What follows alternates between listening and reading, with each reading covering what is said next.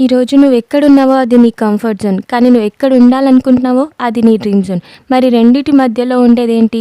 Fear zone. అది దాటితే నువ్వు లైఫ్‌లో నిజంగా జీవించడం స్టార్ట్ చేస్తావు. కంఫర్ట్ జోన్ అంటే ఈజీ లైఫ్ అనుకుంటున్నారు చాలామంది. కానీ నిజమేంటంటే కంఫర్ట్ జోన్‌లో స్లోగా జరిగే ఒక సైలెంట్ డెత్ ఉంది. Time pass, social media, coffee, sleep, లైఫ్‌లో ఇదే ఉంది. నెక్స్ట్ మంత్ స్టార్ట్ చేస్తా, ఇంకొన్ని రోజులు బ్రేక్, ఇది నా టైం రాలేదు, ఇలాంటి ఎక్స్‌క్యూజెస్‌తో తన పొటెన్షియల్‌ని చంపేశాడు.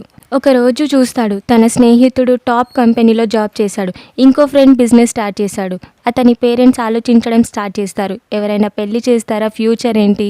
అప్పుడే అర్థమైంది కంఫర్ట్ జోన్‌లో పడిపోయిన లైఫ్ సక్సెస్‌ని దూరం చేస్తుంది అని. ఐస్‌లో ఫైర్ కలుగుతుంది. ఫోన్ పక్కన పెట్టాడు. జిమ్‌కి వెళ్ళాడు. బుక్ తీసుకొని చదవడం స్టార్ట్ చేశాడు. నిద్ర తగ్గింది. కానీ జీవితంలో ఏం పెరిగింది? కంఫర్ట్ జోన్ని వదిలేయడం అంటే కష్టం. కనిపించని ఫియర్, తప్పులు, ఫెయిల్యూర్స్ అన్నీ ఫేస్ చేయాలి. నిద్ర లేని రాత్రులు, ఒక్కసారి సక్సెస్ వస్తుందని అనిపించి నెక్స్ట్ డే ఫెయిల్యూర్ కూడా ఉంటుంది. కానీ ఒక్కసారి నీ మైండ్ డిసైడ్ అయిపోతే లైఫ్లో ఏమీ ఇంపాసిబుల్ కాదు. అతను పొద్దున్నే 5 గంటలకు లేవడం స్టార్ట్ చేశాడు.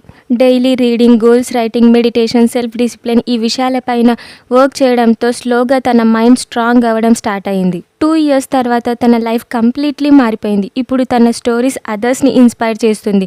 కంఫర్ట్ జోన్ వదిలినప్పుడు తన ఇన్సైడ్లో ఒక లయన్ లేచింది. ఇప్పుడు తన దగ్గర బిల్స్కి భయం లేదు. తన దగ్గర ఒక గోల్ ఉంది.